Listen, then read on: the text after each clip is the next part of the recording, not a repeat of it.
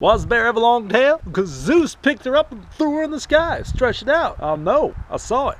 This is Astronomy with Josh.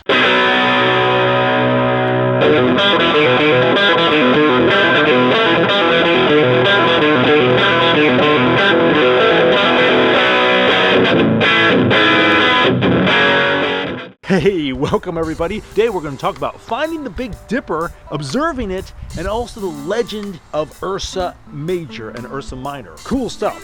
And we're going to explain it around the legendary hobo burn barrel. It's a good place for stories. This means it's time for keeping up with the constellations. So if we picture Zeus as Jay-Z, the main god, right? Married to Beyonce, or Hera in this case. Zeus had his eye on a side chick, Callisto. Let's just call her Becky with the good hair. Now, this really makes Hera angry, so she does what any reasonable person would do.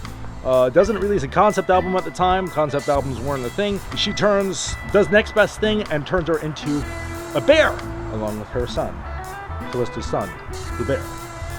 And Zeus feels badly about this, so he places them in the sky. Now, the stars of the Big Dipper sort of represent the tail of the bear, and everybody's kind of confused about this because bears don't really have long tails. So the legend is to get them in the sky, he grabbed them by their tail and flung her up there. That's what we see. Hera was affronted by this honor bestowed on Becky with the good hair. So she forced them to circle the North Star, and depending on what latitude you're from, if you're far enough north, those constellations never set. They never get to rest beneath the ocean. So they're forever circling. Another legend by some American Indians is that the hunters pursued the great bear from spring until autumn and finally shot him with arrows, and his blood rained down and turned the leaves red.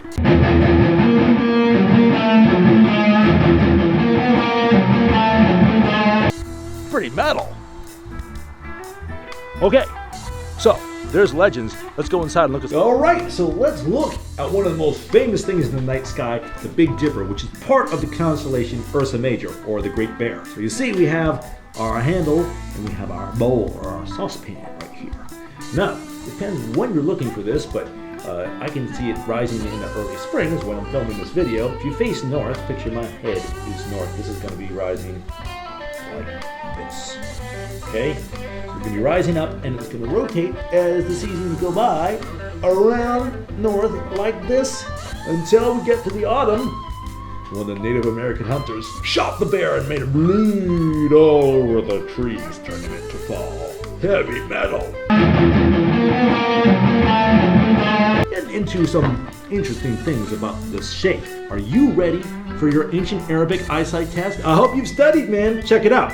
This star right here, the second one from the end, and the handle, is called Mizar. And I just looked it up. It means groin of the bear. Hilarious! So if you look close, you'll notice that there's a teeny little star right next to it, and that's called Alcor. Sometimes they call this the horse and the rider. So see if you can use your eagle powers to split that star, no optical aid.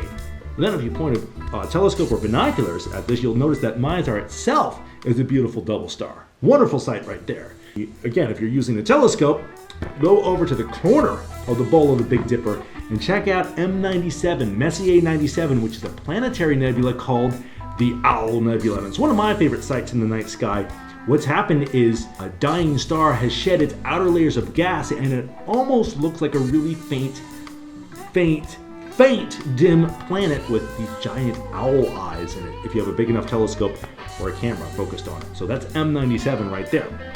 But the main thing is, Big Dipper is just a beautiful pattern in the night sky. A lot of stories, and you can impress all your friends and say, oh yes, the reason the bear's tail is stretched out is because Zeus threw Becky with the good hair into the night sky.